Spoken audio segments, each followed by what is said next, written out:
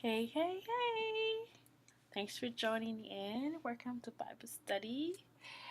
Sit back, relax, and enjoy getting to know more about God. Okay, today we're going to be talking about masterpieces and broken jars. And our study is going to be taken from the book of Psalms, chapter 139, verse 13 to 16. Just going to read it out loud for you. For it was you, this was the psalmist David it was writing a song to God, and we were just acknowledging God for him being the best craftsman that you can ever ask for. So let us just read together. For it was you who created my inward parts. You need me. I think this is neat. It's put high over here, not. So you need me together in my mother's womb. I will praise you because I have been remarkably and wonderfully made. Your works are wonderful, and I know this very well. My bones were not hidden from you. When I was formed in the depths of the earth, your eyes saw me when I was formless all my days. All my days. All my days were written in your book and planned before a single one of them began. Alright. So drawers are beautiful pieces. Drawers are beautiful pieces worn often by queens. Queen Elizabeth, she wears she wears really amazing, beautiful, and expensive drawers that could cost trillions of dollars. Really, trillions of dollars. A lot of these drawers are actually locked up in safes. They're natural resources just like gold and rubies. And there's so much importance that we place as humans on this piece of work. This piece of work. Imagine locking this in a bank or having it saved in a very safe place so it doesn't get stolen. So drawers are very beautiful artwork that we value so much as humans. Now the thing is, although this drawer may cost trillions of dollars,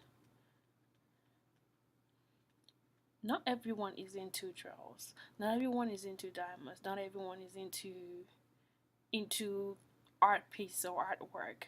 So if you meet someone that doesn't really like or they're not into this type of things, it will be very easy for them to not understand the value of what of these things or how much they're worth in the market. And when someone that doesn't understand the value of something that is so priceless and so something that is so expensive like this, it's very easy for them to toss it around and just abuse and just use it. They could even sell this thing that costs trillions of dollars for a lesser price. They could sell it for $50 because they don't understand how much this thing is worth. So it's very easy for them to toss it around and misuse it. Now the thing is, you are a piece of draw. To God, you're worth more than ruby. You're worth more than ruby to God, and you're so priceless to God. When He created you and He needed your inner parts, my God, it took its time to work on you. You're specially made and crafted by God to do His good works, to do His work here on earth. He has a plan and He has a purpose for your life. Now, the thing is, a lot of times we leave God and we pursue love in all the wrong places in our world. We get into all those relationships with people that don't understand how much it is taking God to create us, how delicate and how intricate God God God God's craftsmanship in us what is. So a lot of times we leave God and we go to pursue relationships with people that don't understand or don't understand. They don't even understand their own worth or value. Not to talk about valuing you. Now the thing is, if somebody doesn't understand worth or value for themselves, it will be hard for them to be able to see that worth and value in others. And that's the thing about us. When we do get into that relationship, God may not try to stop us. At that time we usually just want to do things for our own. We're just tired of waiting for God to bring us that man for us or that woman for us. And we're tired of waiting. We're tired. Everybody has a boyfriend or a girlfriend. So it means that we should probably get into relationships as well, because our friends are in relationships and our friends are getting married. And when we get into relationships like that, we're left broken. We're left broken. The thing is, it's very easy for us. I mean, it's very, even at that point, it's very difficult for us to even go back to God, because the thing is about pursuing love outside of God's time and outside of God's kingdom is that many times this love relationships, after it leaves us broken, we usually go into other relationships. So you have this boyfriend that didn't work out, or this girlfriend that didn't work out. We try to get another girl or another boy, hoping that okay, maybe if we change something about ourselves, maybe if we get a butt implant, maybe the boy will like us. Maybe if we start to bleach our skin, maybe the boy is into light skinned women. So if we bleach our skin, then he will probably accept us, and we would consider bleaching our skin, just to feel even more, I don't know, more beautiful or more presentable to him. Um, and as we continue to do that, we lose ourselves, we lose our identity, and and who we are. We start to depreciate ourselves. It's like sometimes we ourselves don't even value ourselves. Sometimes we don't even see our own worth in ourselves. We look in the mirror and we don't see what we like, and we want to constantly change things for people. And as we constantly do that, we pretty much devalue ourselves. We devalue ourselves. We devalue ourselves. A lot of times, these relationships that we get into, at the end of the day, it leaves us broken. When someone disengages from you, disengagement, or someone leaves you, they promised they were going to marry you and they marry somebody else, or you guys were dating and you were in a really serious relationship, and they saw somebody else and they married somebody else, but then they've used you, they've slept with you. Now you're just kind of like dumped and tossed around, and we start to feel like we're not worth anything. We at that point we even start to portray a lot of low self-esteem. We don't like ourselves. We say really bad things about ourselves, like we're damaged product. If you've been raped before, if you've been molested, you don't see yourself as being worth something, you know. But you know what? God is always there for us. That's the thing. He's close to the brokenhearted. He's close to the brokenhearted. And he promises that it will give us a new heart. It can renew our heart. A lot of times we go through a lot of pain, that pain, it gets too much. We don't ever feel like it's going to go away. But I can tell you, where I'm a living testimony, and I can tell you that pain will go away if we trust God to work on us. If we can trust God to do his work in our life and transform us, things are gonna change for you. He is the potter and we are the clay. He made us. He made our hearts. So it's best for us to go back to God and let him fix us. And let him renew our mind. Let him give us a new identity. That identity that we've lost. He can give us that identity through Christ Jesus. Now what God does is, it takes, with so much compassion, I'll tell you, with so much compassion, God takes every of your broken pieces, all of us that have been tossed around, not appreciated, depreciated. Even you have tossed yourself around at a point. It takes all of us. My God, look at him. And then it takes his instrument, pulls you out with its intricate craftsmanship and long hours. It creates a masterpiece. And this process, this thing takes a process. See, this could take hours. Not even, what am I even talking about? Hours? It could take weeks. It could take months. It could take even years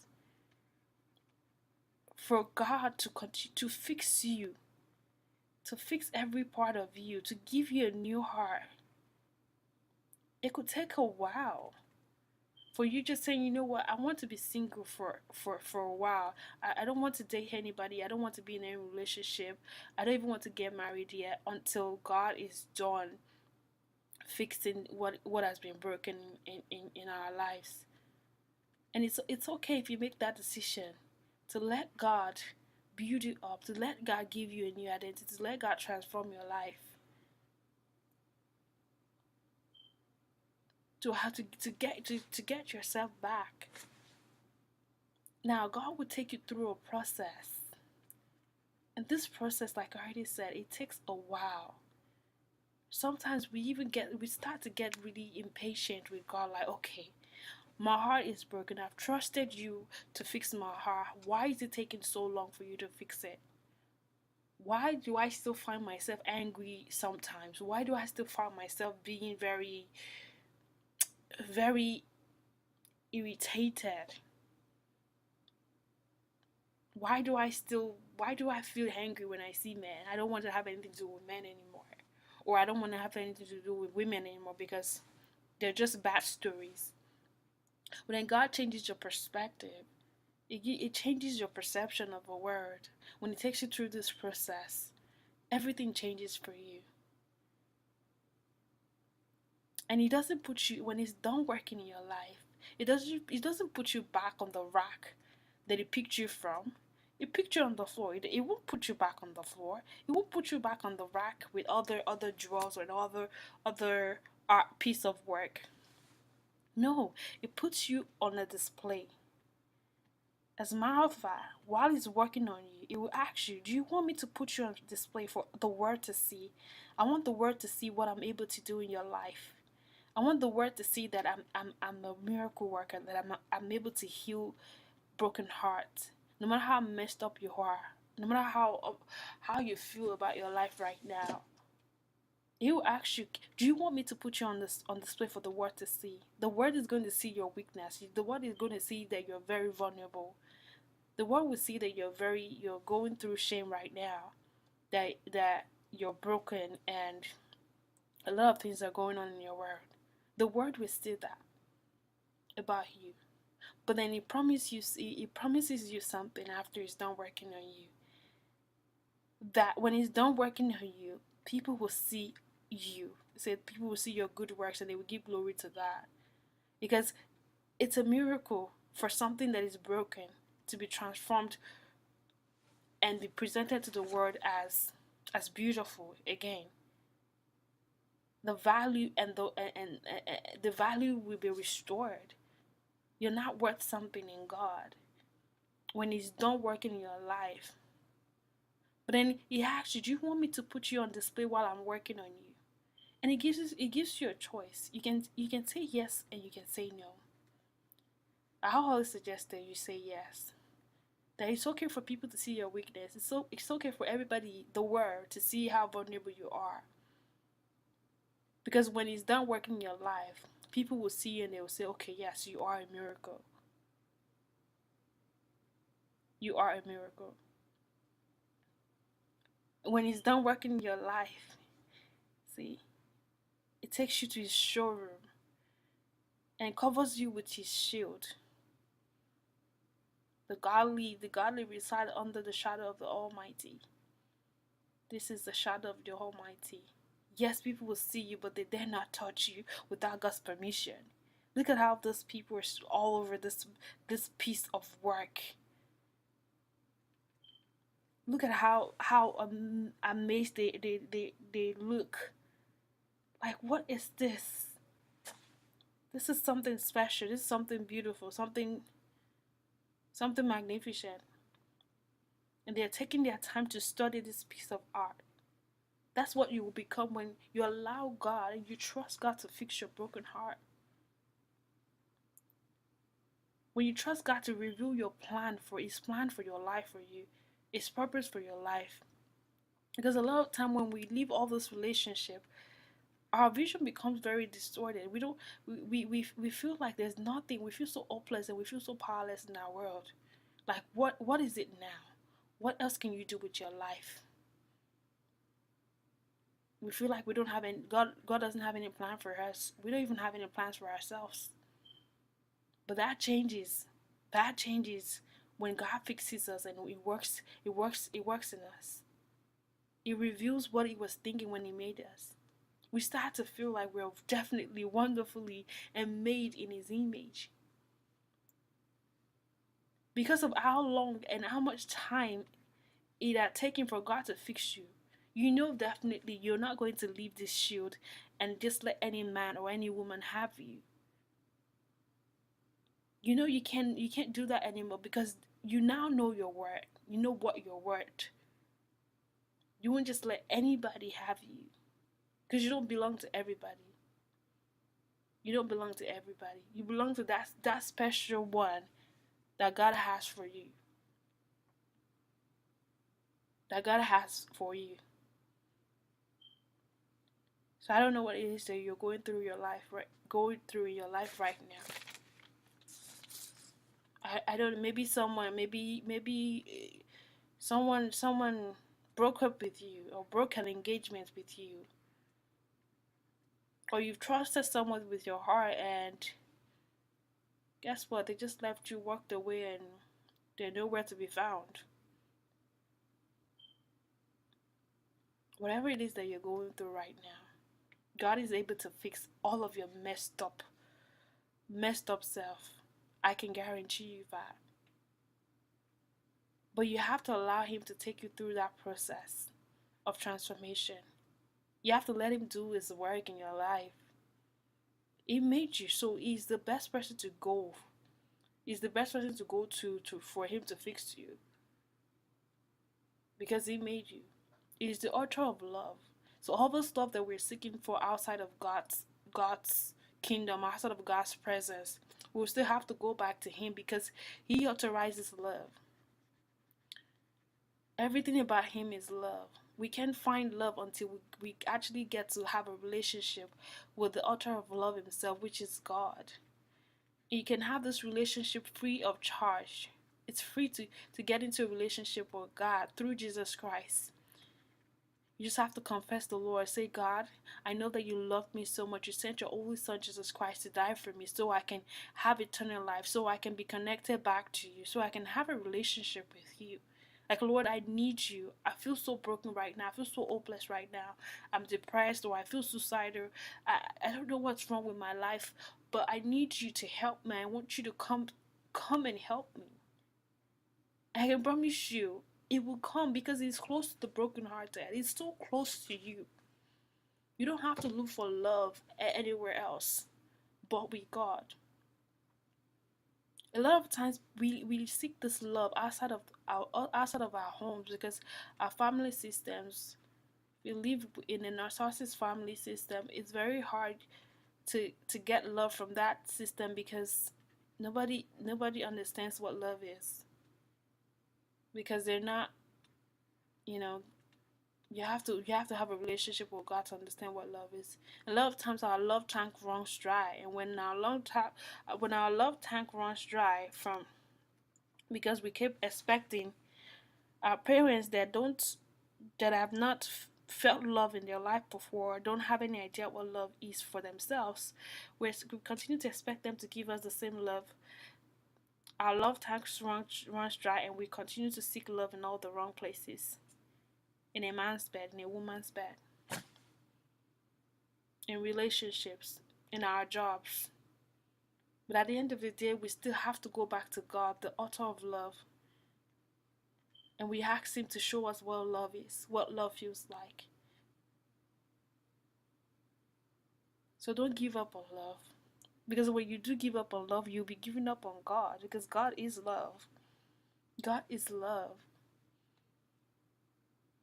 So if you're looking for love, stop looking for love in a man or a woman or in a job. Look to God for love, because he invented love. He invented love. Alright, that's it on this topic. I hope this really helps you. I know what it feels like being broken, having your heart broken. If it hurts a lot, it hurts a lot. But don't try to fix it yourself. You can't do it yourself. No, you can't. You can't do it yourself.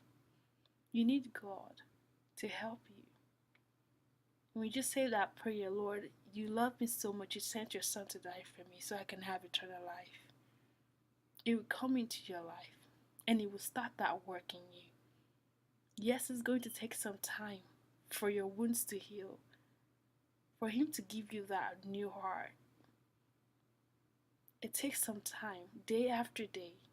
You get better when you do it with God. When you do it with God. This is the time that the devil will try to come to your life and tell you, you know, you don't deserve love. No man or no woman will ever love you. Look in the mirror, you're not worth something. The devil will tell you all kinds of lies, but don't believe the devil. The devil didn't make you.